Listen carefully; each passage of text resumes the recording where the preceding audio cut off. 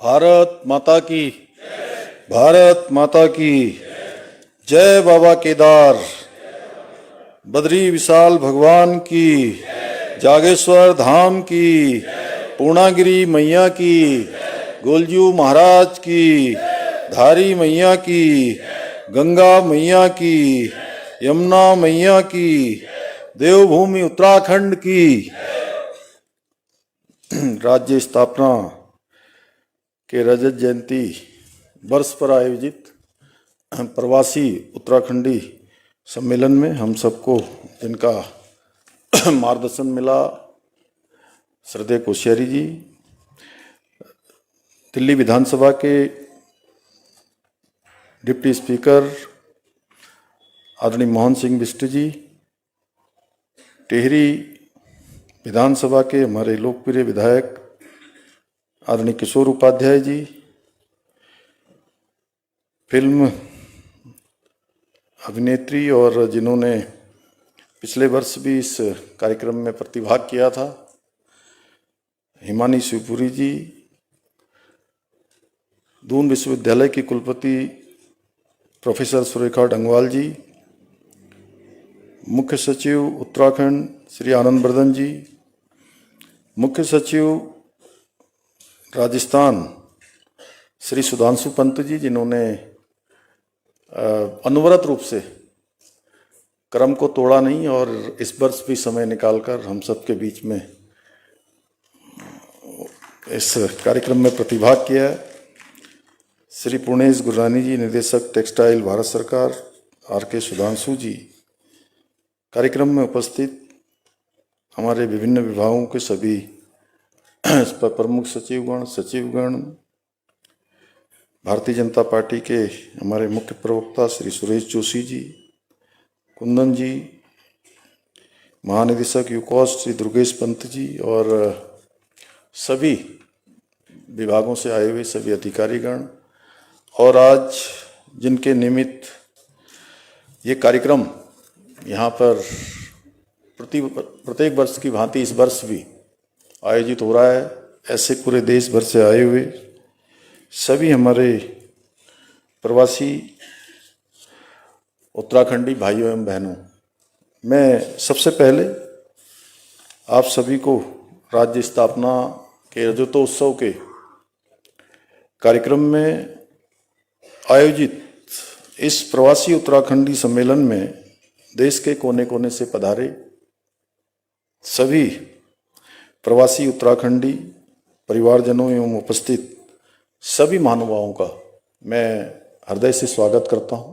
आप सबका अभिनंदन करता हूं और आप सभी को राज्य की रजत जयंती वर्ष पर्व की भी हार्दिक शुभकामनाएं देता हूं। आज इस ऐतिहासिक अवसर पर देश भर में देवभूमि उत्तराखंड की लोक संस्कृति का प्रतिनिधित्व करने वाले सभी भाई बहनों के बीच में उपस्थित होकर सच में मुझे भी बहुत हर्ष की अनुभूति हो रही है, क्योंकि मैं जब देश के विभिन्न विभिन्न स्थानों पर जाता हूं तब आप अलग अलग ग्रुपों में या अलग अलग समूहों में मुझे मिलते हैं, लेकिन यहाँ पर एक बड़ा सम्मेलन जो हो रहा है, ऐसा लग रहा है कि सारी धाराएं मिलकर एक स्थान पर एकत्र हो गई हैं। आप लोगों ने अपने राज्य से दूर रहकर भी उत्तराखंड की जो समृद्ध सांस्कृतिक विरासत को न केवल संजोए रखा है, बल्कि आप लोग इसे हमारी भावी पीढ़ी तक, नई पीढ़ी तक पहुंचाने का प्रशंसनीय कार्य, जिसकी जितनी सराहना की जाए उतनी कम है, उसको आगे कर रहे हैं। यदि मैं कहूं कि आप हमारे राज्य के सच्चे ब्रांड एम्बेसडर हैं तो इसमें कोई अतिशयोक्ति नहीं होगी, क्योंकि उत्तराखंड की पहचान और गौरव को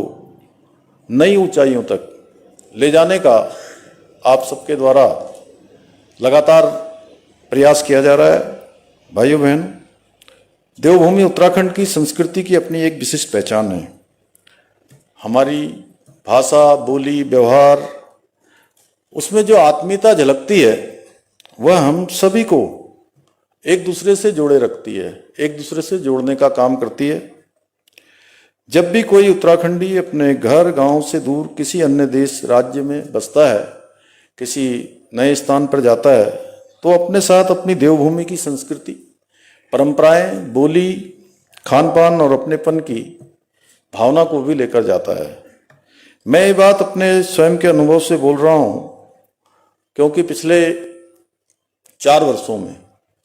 राज्य के मुख्य सेवक के रूप में मुझे देश विदेश के अनेक शहरों में अपने प्रवासी उत्तराखंडी भाई बहनों से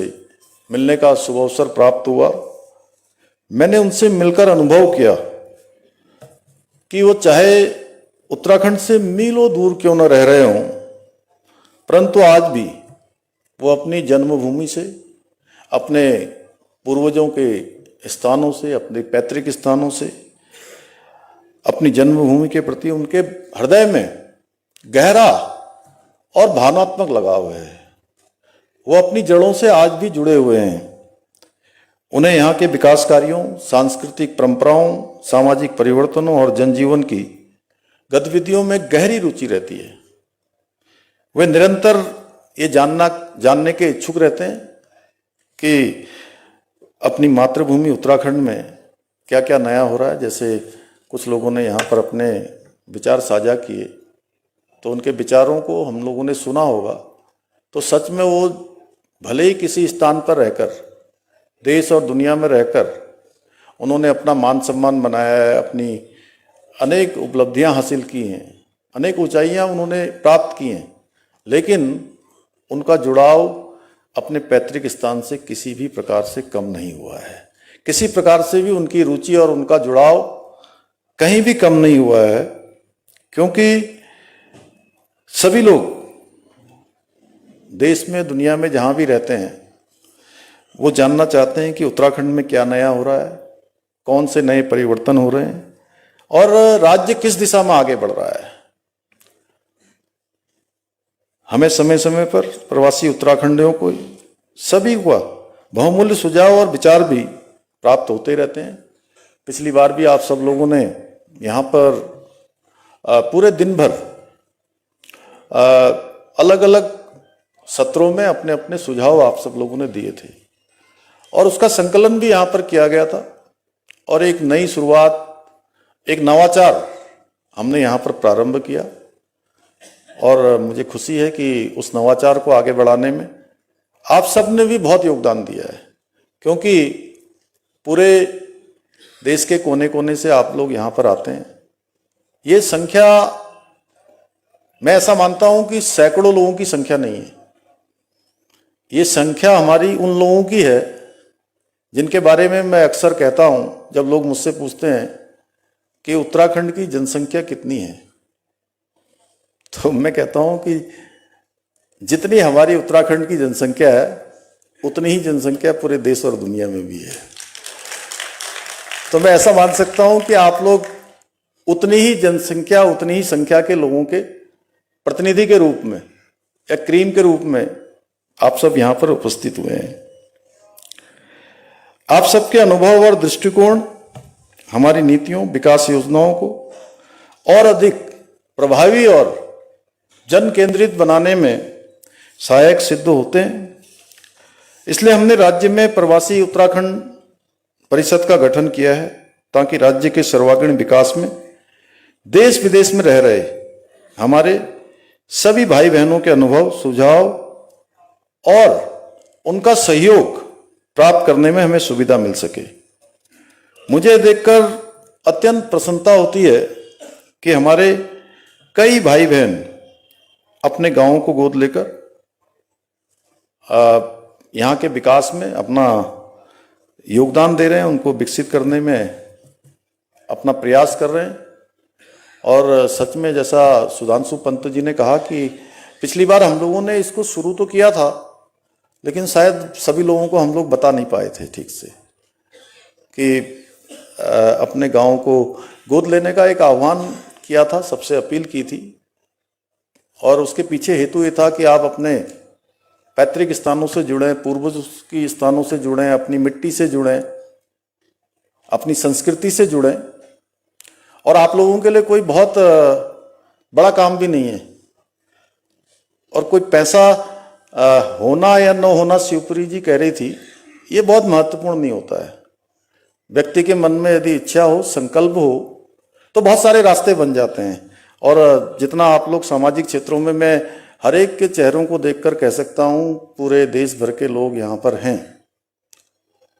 हर एक का अपना एक व्यापक संपर्क है अपने अपने स्थानों पर। और कभी भी समाज में काम करने के लिए बहुत धन की आवश्यकता नहीं होती है। यदि मन में इच्छा शक्ति होती है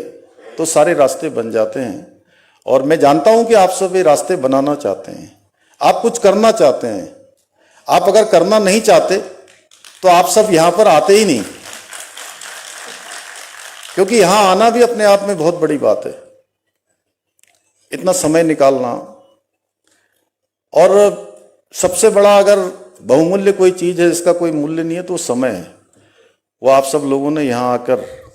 इस बात का प्रमाण है हम लोगों के सामने। इसमें कोई बहुत कहने की आवश्यकता नहीं है।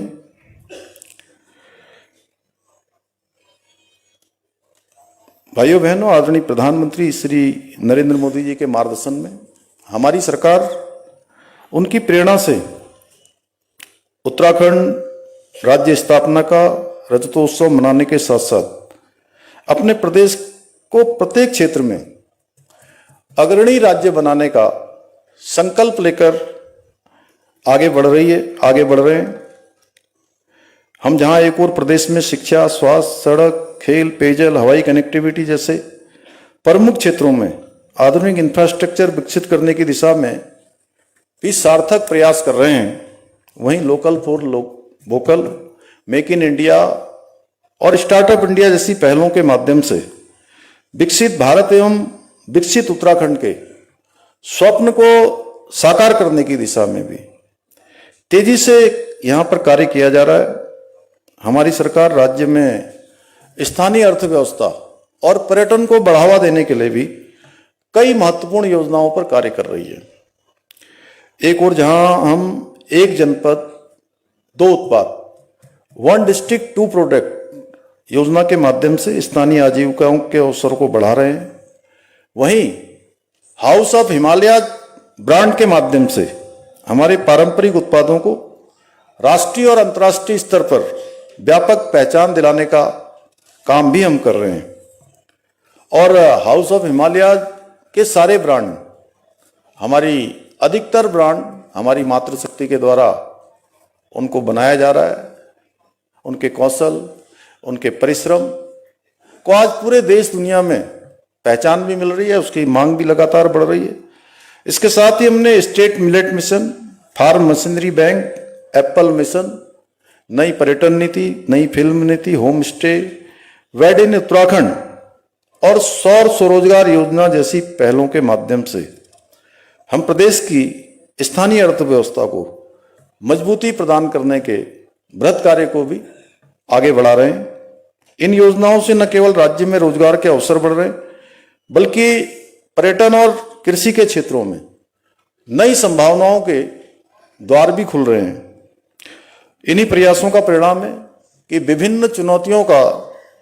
सामना करते हुए बीते 4.5 वर्षों में हमारे प्रदेश ने कई उल्लेखनीय उपलब्धियां हासिल की हैं, जिनकी गूंज पूरे देश में सुनाई दे रही है। यह हम सभी के लिए बड़े गर्व का विषय है कि नीति आयोग भारत सरकार द्वारा जारी वर्ष 2023-24 के सतत विकास के लक्ष्यों को हासिल करने के इंडेक्स में उत्तराखंड को देश में पहला स्थान प्राप्त हुआ है। साथ ही ईज ऑफ डूइंग बिजनेस में उत्तराखंड को अचीवर्स तथा स्टार्टअप रैंकिंग में लीडर्स की सीढ़ी भी प्राप्त हुई है। इसके साथ ही हमने बेरोजगारी दर में रिकॉर्ड 4.4% की कमी लाकर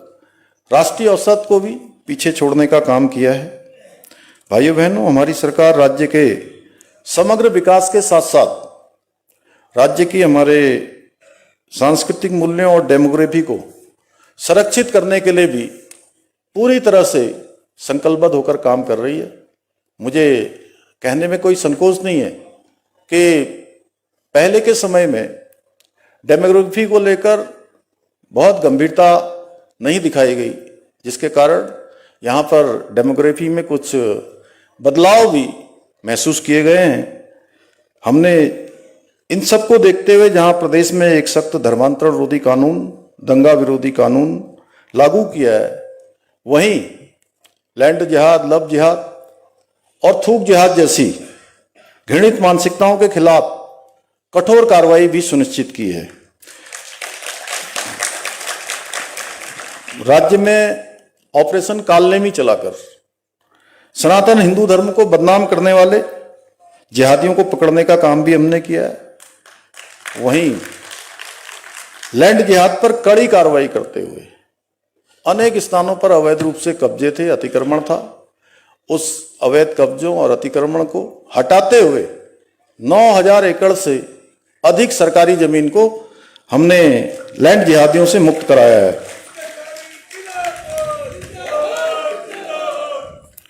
इसके साथ ही हमने करीब 250 से अधिक अवैध मदरसों को सील करने के साथ ही 500 से अधिक अवैध संरचनाओं को भी हटाने का काम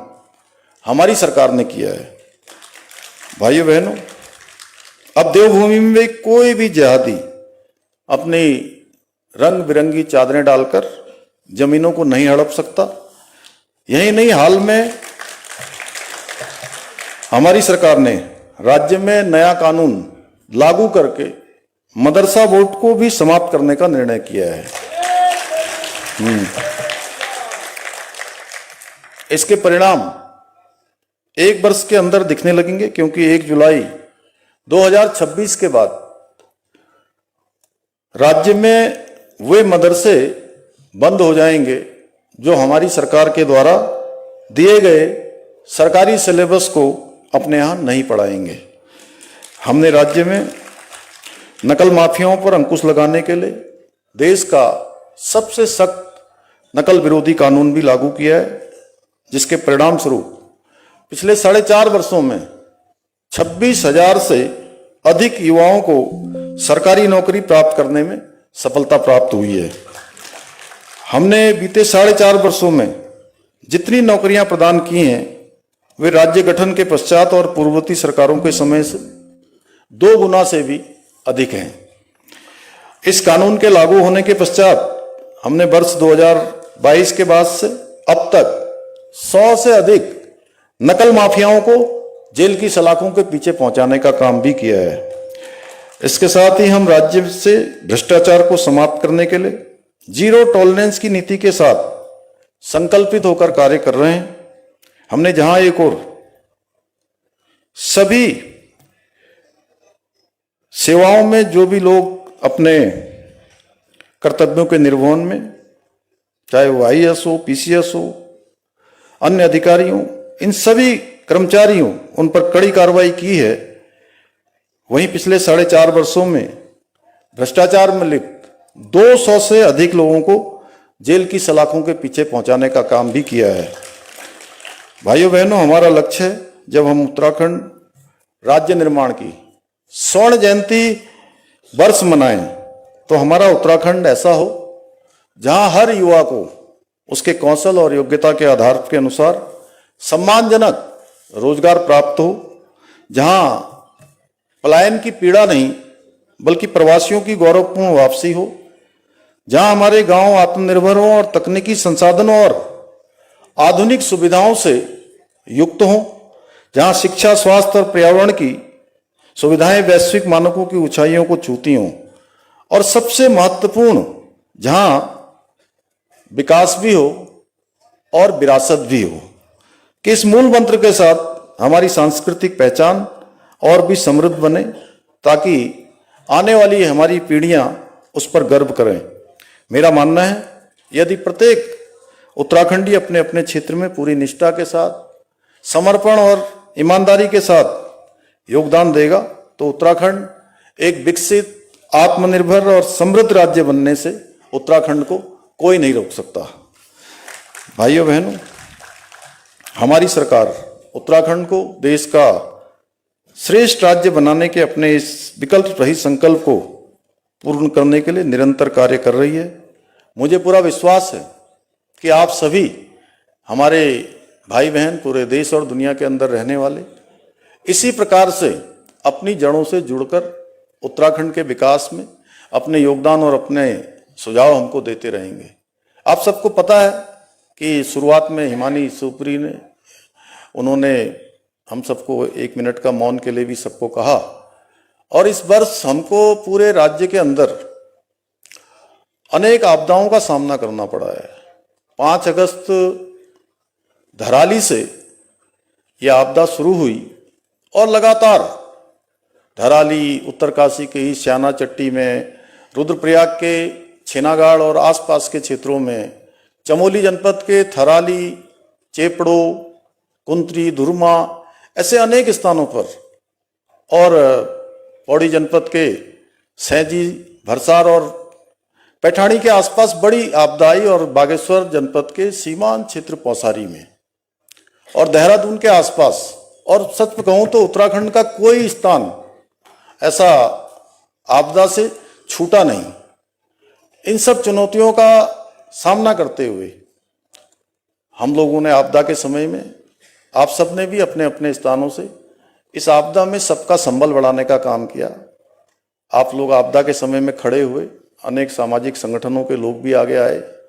अनेक सरकारें भी आगे आई। मैं आदरणीय प्रधानमंत्री जी का बहुत उत्तराखंड वासियों की तरफ से, आप सबकी तरफ से धन्यवाद करना चाहता हूं कि इस आपदा के समय में जब धराली और उसके आसपास के क्षेत्र में पूरे गंगोत्री हाईवे का पूरा मार्ग का आवागमन पूरी तरह से ठप हो गया था, कट गया था, तो 1300 से भी अधिक लोगों को 3 दिनों में हम लोगों ने हेलीकॉप्टर, सेना के MIU चिनूक और भारत सरकार और राज्य सरकार की एजेंसियों ने मिलकर उनका सफलतापूर्वक रेस्क्यू का अभियान सफल किया गया। उसमें प्रधानमंत्री जी का हमको बहुत विशेष रूप से हमारे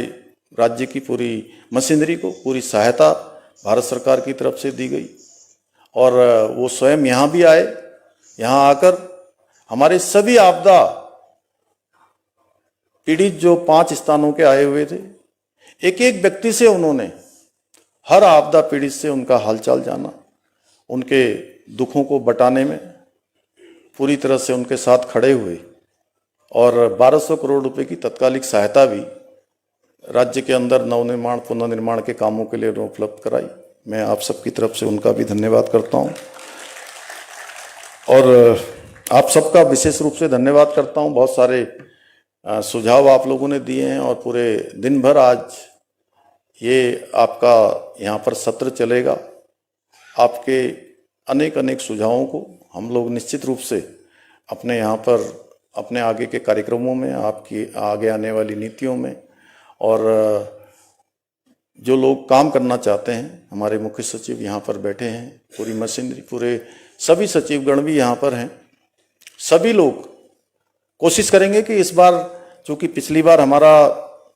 पहला ये नवाचार का वर्ष था, पहला कार्यक्रम था, उसको हमें अनवरत रूप से आगे बढ़ाना है। एक नई शुरुआत हुई है, और इस नई शुरुआत को एक संकल्प लेकर हमें सिद्धि तक पहुंचाना है, और उसके लिए ये इसीलिए इतने इंटरेक्शन के सत्र, और रात्रि को आप सब लोग फिर से, मैं आप सबसे फिर से भेंट करूंगा एक बार, तो हमारा सबका प्रयास होगा मिलकर जो भी हमारे सुझाव आए, उन सुझावों पर हम लोग उनको धरातल पर उतारने के लिए काम करेंगे। मुझे पूरा भरोसा है कि आप सभी इसी प्रकार हमारी सरकार के साथ, राज्य के साथ कंधे से कंधा मिलाकर उत्तराखंड को देश का अग्रणी राज्य बनाने में अपना योगदान देते रहेंगे। इसी विश्वास के साथ मैं आप सभी का यहाँ पधारने के लिए आपका आभार व्यक्त करते हुए, और पुनः राज्य स्थापना की रजत जयंती उत्सव की बधाई एवं शुभकामनाएं देते हुए मैं अपनी बात समाप्त करता हूं। धन्यवाद।